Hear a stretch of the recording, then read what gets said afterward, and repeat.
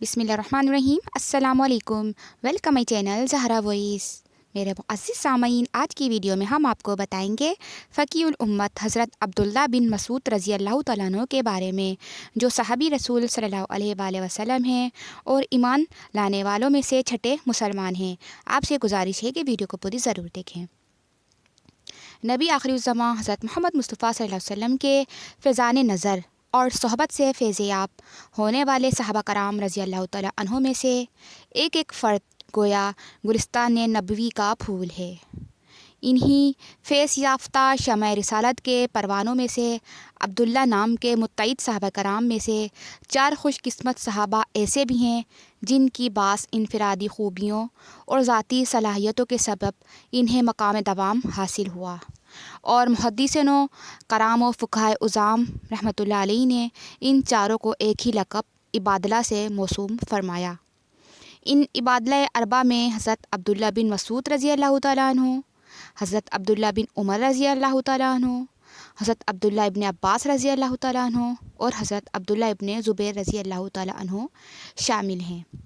ان مبارک ہستیوں میں سے فی الوقت فقیہ الامت حضور اکرم صلی اللہ علیہ وسلم کے ایک عظیم صحابی سیدنا عبداللہ ابن مسعود رضی اللہ تعالیٰ عنہ کا ذکر خیر سے فیض یاب ہوتے ہیں۔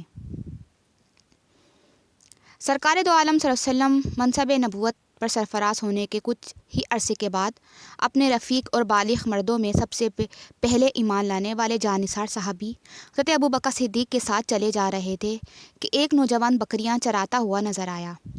حضرت ابوبکر صدیق اور آپ صلی اللہ علیہ وآلہ وسلم نے شفقت بھرے لہجے میں اسے مخاطب کیا۔ پھر حضرت ابوبکر نے کہا کہ ہمیں پیاس لگ رہی ہے، تم ہمیں کسی بکری کا دودھ پلاؤ تاکہ بھوک اور پیاس دونوں کو فائدہ پہنچے۔ نوجوان عبداللہ ابن مسعود نے جواب دیا کہ یہ بکریاں کسی اور مالک کی ہیں، میں تو امین ہوں اور خیانت نہیں کر سکتا کہ اس کی اجازت کے بغیر آپ کو بکری کا دودھ پیش کر سکوں۔ نبی کریم صلی اللہ علیہ وسلم نے اس کا یہ جواب سنا تو بہت خوش ہوئے۔ امانت داری، پاک بازی اور ایمانداری سے خوش ہو کر اس نوجوان کو دعا دی اور پھر فرمایا کہ اچھا کوئی ایسی بکری لے آؤ جس نے ابھی تک بچہ نہ دیا ہو اور جس کے تھن خشک ہوں، یعنی دودھ نہ دیتے ہوں۔ چنانچہ وہ ایک سوکھی سی بے دودھ والی بکری پکڑ لائے۔ آپ صلی اللہ علیہ وسلم نے کچھ پڑھا، تھنوں پر دست مبارک پھیرا تو یکایک تھن دودھ سے بھر گئے۔ پھر آپ صلی اللہ علیہ وسلم نے، حضرت ابوبکر صدیق نے اور خود حضرت عبداللہ بن مسعود رضی اللہ تعالیٰ عنہ نے اسی بکری کے تھنوں سے خوب دودھ پیا، اور جب تینوں خوب سیر ہو گئے تو نبی کریم صلی اللہ علیہ وسلم نے کچھ پڑھ کر تھنوں پر ہاتھ مبارک پھیرا تو اس بکری کے تھن اپنے پہلے والی حالت پر آ گئے اور دودھ غائب ہو گیا۔ عبداللہ ابن مسعود یہ منظر دیکھ کر حیرت و مسرت سے دوچار ہوئے اور آپ سے درخواست کی کہ مجھے بھی اس علم کی تعلیم دیجیے جو آپ کے پاس ہے۔ آپ نے ان کے لیے دعا فرمائی۔ اس ہمت افزائی نے عبداللہ ابن مسعود پر اتنا اثر کیا کہ وہ فوراً حلقہ بگوش اسلام ہو گئے اور حضور اقدس صلی اللہ علیہ وسلم کی بے پناہ محبت اور جذبات جانثاری ان کے اندر کوٹ کوٹ کر بھر گئی۔ ایمان لانے والے سرکار دو عالم صلی اللہ علیہ وسلم پر سابقون الاولون میں ہی یہ چھٹے مسلمان تھے جو ایمان کی نعمت عظمیٰ سے مشرف ہوئے۔ سرور کائنات صلی اللہ علیہ وسلم نے انہیں اپنے پاس ہی رکھ لیا۔ وہ حضور صلی اللہ علیہ وسلم کے خاص خدام میں شامل ہو گئے۔ آپ سرور کونین صلی اللہ علیہ وسلم کی بعض باتوں کے امین بھی تھے اور خاص رازداں بھی۔ سرکار دو عالم صلی اللہ علیہ وآلہ وسلم کی مسواک، نالین مبارک اور وضو کا پانی سفر میں بھی لیے رہتے اور وقت ضرورت آپ کو پیش کرتے۔ حبشہ کی طرف ہجرت کی، غزوہ بدر اور اس کے بعد کے تمام غزوات میں شریک رہے۔ غزوہ بدر کے موقع پر تو اللہ کے دشمن فرعون امت ابو جہل کو واصل جہنم کرنے میں 2 نوجوانان افرا کے بیٹے معاذ اور معوذ بن عمرو بن المجموع شریک تھے، اور وہ ابو جہل کو تلواروں سے زخمی کر کے بے فکر ہوئے کہ وہ جہنم رسید ہو گیا۔ مگر جب حضور صلی اللہ علیہ وسلم نے بدر کے میدان میں ہی فرمایا کہ ہے کوئی جو ابو جہل کی خبر لائے، یہ حضرت عبداللہ بن مسعود ہی تھے کہ پھرتی اور چابک قدمی کے ساتھ دور پڑے اور لاشوں میں دیکھا کہ ابو جہل شدید زخمی حالت میں پڑا ہے مگر زندگی کی ابھی رمق باقی ہے۔ روایتوں میں یہ بھی آتا ہے کہ حضرت ابن مسعود نے دشمن رسول کی گردن پر پیر رکھ کر یہ کہا، اخزاک اللہ یا ادب اللہ، یعنی ذلیل و رسوا کیا تجھے اللہ نے، اے اللہ کے دشمن۔ ابو جہل نے آنکھیں کھولی اور کہا، اے بکریوں کے چرانے والے، البتہ تو بہت اونچے مقام پر چڑھ بیٹھا تو۔ حضرت ابن مسعود نے جواب دیا، حمد ہے اس ذات پاک اللہ سبحانہ کی کہ جس نے مجھے قدرت عطا فرمائی۔ ابو جہل پھر بولا، کس کو فتح اور کامیابی حاصل ہوئی اور غلبہ نصیب ہوا؟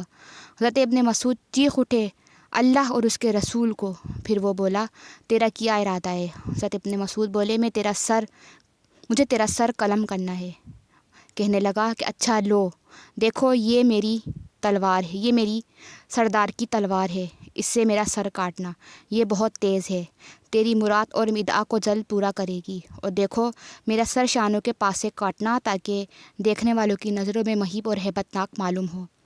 حضرت ابن مسعود رضی اللہ تعالیٰ عنہ فرماتے ہیں کہ بعد ازاں میں نے اس کا سر قلم کیا اور حضور اکرم صلی اللہ علیہ وسلم کی خدمت میں حاضر ہوا اور عرض کیا کہ یا رسول اللہ، یہ اللہ کے دشمن ابو جہل کا سر ہے اور اس کا پیام بھی پہنچایا۔ آپ صلی اللہ علیہ وسلم نے معان اللہ اکبر کہا اور فرمایا کہ یہ میرا اور میری امت کا فرعون تھا۔